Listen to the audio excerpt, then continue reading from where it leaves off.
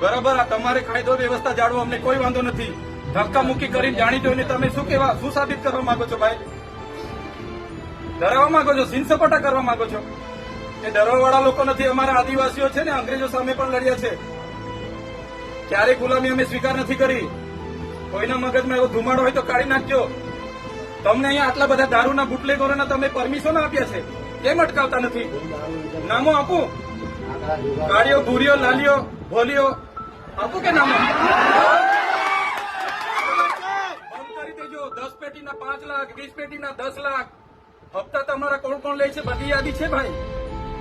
સમજ પડે છે ને?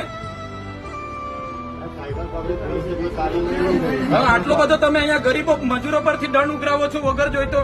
તો આ ખાડા પડ્યા છે એના પર એફઆઈઆર કરો ને. લાયસન્સ નથી, આરસી નથી, વીમો નથી, એમ કરીને તમે દંડ 4-4 હજારના દંડ ફટકારો છો મજૂરિયાને. ખાડા પડ્યા છે અધિકારી પર ને કોન્ટ્રાક્ટર પર, કેમ એફઆઈઆર નથી કરતા ભાઈ? એ તમારા ફરજમાં નથી આવતું.